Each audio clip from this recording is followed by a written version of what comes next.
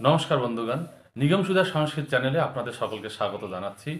আজকে উপস্থিত হয়েছি শেষ মুহূর্তে দুটি অনুচ্ছেদ রচনা আলোচনা করব বলে। তো আজকের এই ভিডিও অনুরোধের ভিডিও।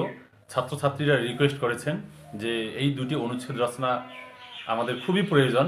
তো তাদের জন্য আজকে উপস্থিত হয়েছি। আমি একই সঙ্গে একটা ভিডিওর মধ্যেই দুটি অনুচ্ছেদ রচনা তুলে ধরছি।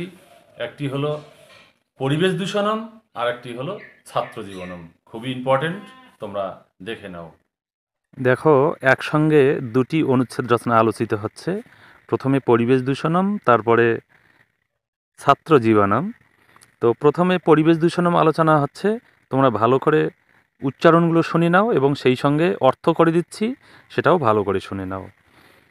अस्माकं বাসস্থানস্য পরিতঃ জলং স্থলং বায়ুমণ্ডলং প্রতিবেশী ইত্যাদিকং নীত্বা পরিবেশঃ গঠিতঃ ভবতি।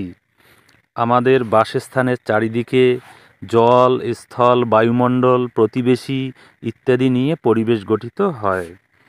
অত্র ইয়াদ দূষণং তৎ পরিবেশ দূষণম ইতি উচ্যতে। এখানে যা দূষিত হয় তাই পরিবেশ দূষণ নামে কথিত হয়। সভ্যতায়াঃ ক্রমবিকাশেন তস্য ভয়াবহং দূষণং জাতম। সভ্যতার ক্রমবিকাশের কারণেই ভয়াবহ দূষণ দেখা দিচ্ছে। পরিবেশ দূষণং চতুর্বিধং। পরিবেশ দূষণ চার প্রকার। যথা বায়ু দূষণম, মৃত্তিকা দূষণং, জল দূষণং, শব্দ দূষণং চ ইতি। পরিবেশ দূষণ চার প্রকার, যথা বায়ু দূষণ, মৃত্তিকা দূষণ, জল দূষণ, শব্দ দূষণ। এই হলো চার প্রকার। খুব সহজ আছে, তোমরা ভালো করে দেখো। ধূমেন দূষিতেন বায়ুনা হৃদয়বেধি জায়তে। ধূমের দ্বারা দূষিত বায়ুতে হৃদয়বেধি জন্মে।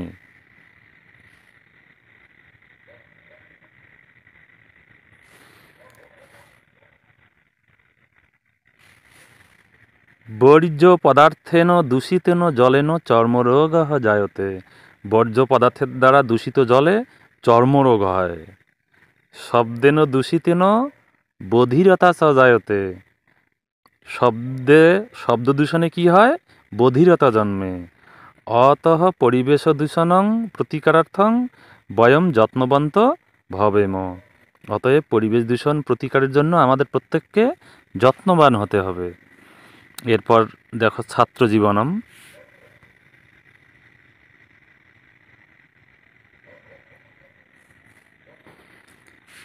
মানব জীবনস্য অমূল্য সময় ছাত্র জীবনম। মানব জীবনের অমূল্য সময় হলো ছাত্র জীবন।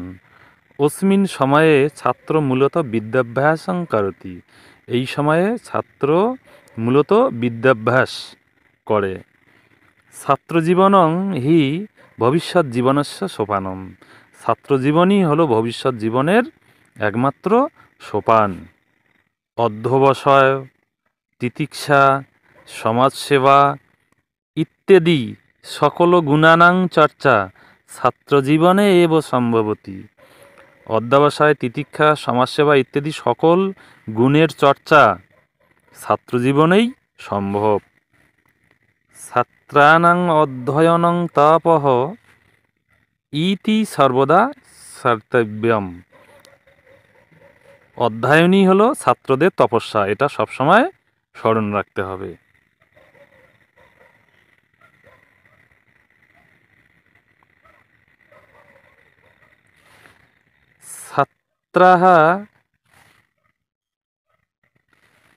ছাত্রাः সর্বক্ষেত্রেষু সম্মুখগামিনঃ ভবন্তি।